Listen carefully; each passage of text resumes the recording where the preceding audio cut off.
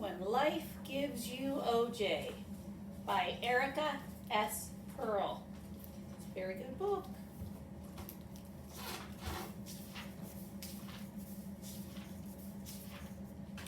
Chapter 1. The whole mess started with a note. Kid, see me immediately when you get this. Do not speak of this to anyone, not even your parents or your brother. Ace. P.S. I hope you are ready for this. I found the note on my nightstand attached to a jug that definitely hadn't been there the night before. I had to put on my glasses to read it. On closer inspection, I could see that the jug was a plastic one, like the kind that milk comes in. The note was attached to the neck of the jug with a green rubber band. Even without his name on it, I would have known this was Ace's work. The rubber band was a dead giveaway. Ace is the proud owner of the world's largest rubber band collection. He doesn't trust Scotch tape. Ready for what? I thought. I sat up in bed, staring at the jug. If Ace was behind this, I was definitely not ready for it. Ace is my grandpa. His real name is Abraham Diamond, but he likes everyone to call him Ace. My name is Zelda Freed, but I like everyone to call me Zelly. Ace doesn't call me Zelly or even Zelda. He calls me Kid, so I call him Grandpa to get him back. I studied the note, then turned my attention to the jug. It was a big white plastic orange juice jug. Before Ace moved in with us, my mom always made pictures of orange juice from small cans of frozen concentrate. Now she buys it pre-made in plastic jugs like this one because Ace drinks a lot of orange juice. He mixes scoops of powder into it, which he says keeps him regular, whatever that means. Ace is about as far from a regular person as anyone could possibly be, and I can't imagine how any powder is going to change that. I read the note again. I hope you're ready for this. I picked up the jug, which turned out to be empty, and unscrewed the bright orange cap. The faint scent of oranges wafted out. Okay, fine, I thought, getting out of bed. Let's go find out what this is all about. I left the jug where it was and went to the bathroom. The same owl eyes and freckle-strewn nose, framed by an especially frizzy halo of morning hair, stared back at me. I showed my teeth to make sure they were still, thankfully, pretty straight. When you already have crazy hair and glasses, the last thing you need is braces. It seemed like everyone in the house was still asleep, except maybe my little brother Sam, who sometimes gets up super early to build things in his room with his Legos or his blocks. He always forgets that when you wake up, you need to go pee. So after he's been building for about 30 minutes, he'll shoot down the hall to the bathroom. I went back to my room and got the jug and the note. I carried them downstairs to Ace's room, which is also our TV room.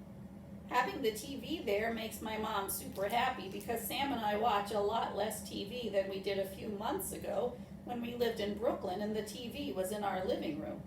We practically never want to watch TV bad enough to hang out in Ace's room. True, Ace likes some of the same shows we do. For example, old Star Trek reruns, but he always ends up yelling at the TV so much that it isn't worth it. I knocked quietly on Ace's door. No reply. The sign hanging on his door says, "Gone fishing," but it's just for decoration. I don't think Ace has gone fishing once since we moved to Vermont, and Ace moved in with us. Gone to Henry's Diner, or gone to Ben and Jerry's, or gone to Battery Park to a bandshell concert wearing my lucky fishing hat. Yes, yes, and yes. But gone fishing? Not so much. I looked at the jug. It didn't make any sense. Maybe Ace had finally completely flipped out. It seemed pretty likely. It occurred to me that maybe I should go upstairs and tell my parents. That thought made me feel all worried and nervous, though. What if Ace had gone crazy and he got really mad at me for getting him in trouble? What if they dragged him off to the loony bin and he started yelling, "This is all your fault, kid!" Which it kind of would be. I took a deep breath and knocked again, harder this time. "Grandpa?" I called in a loudish whisper. "Wah!" boomed Ace through the door. "Grandpa?" I whispered again. "It's me, Zelly." "Stop whispering already! I'm awake! Come in!" I entered the room and immediately tripped on something and fell flat on my face. I had a feeling it had been one of Ace's many pairs of golf shoes. That's another thing about Ace. He stopped playing golf years ago, but he loved the shoes so much that he started wearing them all the time. He probably has about 20 pairs. If anyone asks about his shoes, he launches into this lecture about how they give excellent arch support. "Who's there?" yelled Ace. I was on all fours, feeling my way over to the wall where I knew there was a light switch. I had dropped the jug when I fell. Before I could make it very far, Ace switched his bedside lamp on. "What in the name of—" said Ace. "Sorry," I said. "I just tripped, and, I got your note." "No? What note?" Okay, he's definitely gone crazy, I thought to myself. Just back up and out and go see Mom and Dad. But there's something about the way Ace talks. His voice practically requires an answer. "The note you put on the orange juice jug." I spotted the jug lying on its side on the floor, but I left it where it was. Instead, I walked over to Ace and handed him the note. "Oh," said Ace, putting on his glasses and swinging his legs out of bed. He looked it over carefully as if seeing it for the first time. "That note!" "Uh-huh," I said, getting ready to make my exit. "So?" "Sorry?" "So, are you?" "Am I what?" "Are you ready?"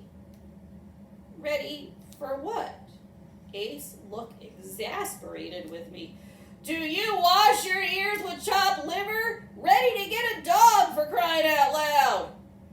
"Oh, of course," I said. Beyond ready was what I thought. I had been begging my parents to get me a dog for years, and especially since April when we moved to Vermont and Ace moved in with us. I am, to put it mildly, a dog lover. Okay, I'll admit it. I am obsessed with dogs. All of my notebooks have dogs on the cover and are filled with dog doodles. I cut the dogs, cats, and pets column out of the newspaper almost every day, and I've read every dog book ever written. Shiloh is my favorite. In 3 months, Ace had probably heard me ask about getting a dog at least 3 zillion times. But what did that have to do with the jug? Or Ace's mysterious note? Ace smiled. He put one hand on his bedside table and lifted himself out of bed. He took the cane that he was supposed to use but never did and turned it around so the hook side was pointing at the ground. Then, using the cane, he hooked the handle of the orange juice jug, picked it up, and carried it over to me. I unhooked it from the end of the cane. "Kid," said Ace, "meet your new dog." I stood there, holding the jug and staring at him. I knew crazy people sometimes heard voices in their heads or saw things that other people couldn't see. Did Ace think there was a dog there in the room with us? Where?" I asked. Ace reached out and thumped the orange juice jug with his hand. "Right there! You're holding him!" This? I held out the jug with both hands to make sure I understood what he was saying. "You think this is a dog?" "No, for crying out loud! What kind of a mashugana do you think I am?" Mashugana is the Yiddish word for a crazy person. Ace says it a lot when he reads the New York Times. Also when he watches the news on TV. According to him, Most politicians are Meshuggahers. He also thinks Captain Kirk acts like a Meshuggah, especially when he gets himself beamed down onto planets without checking them out first. No, Grandpa, I'm sorry. I don't understand. Enough with the sorry. Vayasmir, kid. Ace shook his head. Clearly he was disappointed in me. Ace lapses into extra Yiddish when he wants to make a point, which is often. He'll say, Oy vey, or Vayasmir, which is like an oy vey and then some. He pointed to the jug and spoke slowly. This, he said, is not a dog, okay? Okay, I said. It's not a dog, so what is it? He demanded. It's an orange juice jug? Wrong! Yelled Ace. This is not an orange juice jug. This is your new practice dog. This is what you use to show your parents that you are responsible enough to get a real dog. Practice dog? I asked. Right! Everything you do for a real dog, you do for the practice dog. Yeah, but Grandpa, you can't do dog things with an orange juice jug. It's not an orange juice jug. Don't call it an orange juice jug. I told you it's a practice dog. Okay, well, how do you walk a practice dog? It doesn't have any legs. Ace smiled like he had been waiting for this question. He went over to his bedside table and opened the drawer. Out of it, he brought a long nylon leash with a metal ring on one end. He threaded it through the handle of the jug and put the nylon hand loop at one end through the ring at the other. He then pulled the leash tight and let go. What do you do with a dog that has no legs? Sorry? I told you, kid. Enough with the sorry. What do you do with a dog that has no legs? You take him out for a drag. You what? It's a joke. But with your practice dog, that's what you do. 2, maybe 3 times a day you put on his leash and take him for his walk. Of course, outside. Unless you want him to do his business in the house. His business? An orange juice jug can't. Look, kid, this is not going to work if you keep saying orange juice jug.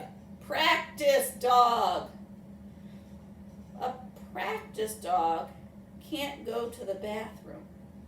Ace smiled again. He went back to his bedside table and opened a drawer. He returned carrying a bag of dog food. Want to bet? He said. Ace went on to explain to me how a practice dog worked. Every morning, I would take my practice dog down to breakfast with me. I would pour water into the neck of the practice dog and then add a couple of spoonfuls of dry dog food. After breakfast, I would put the leash on and take the practice dog out for a walk. At some point on the walk, I would unscrew the cap and pour out the contents to let the practice dog relieve himself. Then I would take a plastic bag, which I would bring along on the walk, and use it to scoop up the wet pile of practice doggy doo and get rid of it. I would do the same thing for the practice dog's dinner and evening walk. You said 3 walks a day. What's the 3rd walk for? I asked, immediately realizing that I probably shouldn't have brought it up. That's the afternoon walk for exercise, said Ace. Exercise? I pictured myself throwing a stick and dragging the jug to fetch it. Exercise, repeated Ace firmly. Case closed. Okay, so how long do I have to do this? You haven't even started doing your part of our plan yet, and already you're kvetching and hawking me about when you can stop. Well, I'm not kvetching and hawking you, I protested. I knew kvetching was Yiddish for complaining, and I was pretty sure hawking meant nagging. I just want to know how long this might... Wait a second. Our plan? I suddenly remembered a conversation I'd had with Ace several days before. It was after dinner and after another argument with my parents about getting a dog. I was in my room reading Shiloh when Ace shuffled in. "Look, kid," Ace had announced, you're going about this all wrong." "Thanks," I said without looking up from my book. I had no idea what he was talking about, but it was fairly common for Ace to get an opinion in his head and need to bombard someone with it. "I know this stuff," continued Ace. "In all my years on the bench, I've seen a lot of lawyers." On the bench meant being a judge, which was a major basis for Ace's authority on many topics. "You know what your problem is, kid? You're one lousy lawyer." "Thanks," I said again. I hoped that when he noticed I wasn't arguing with him, he'd get bored and leave. "You don't have to thank me, kid," Ace grinned. "But tell you what, I'm gonna do you a favor." No thanks," I said quickly. A favor from Ace usually involved him telling you a long story or an unfunny joke.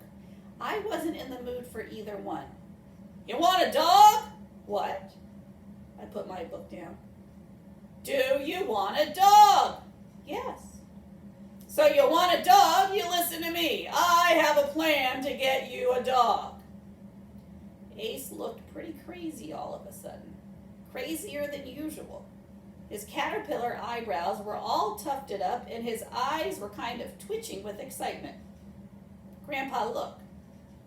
If you just bring home a dog, they're not going to let me keep it." Ace waved his hands at me like I was the one talking crazy. "What kind of a schmendrick do you think I am? I didn't say bring home a dog. I said..." And now he talked even louder and pronounced each word extra clearly like I was the one with the hearing aid. "A plan to get you a dog. A plan to make it so your parents let you get a dog." "Oh, okay," I said, becoming curious. "How?" Ace smiled with satisfaction, like he had just told one of his famously bad jokes. "Are you in?" "I guess."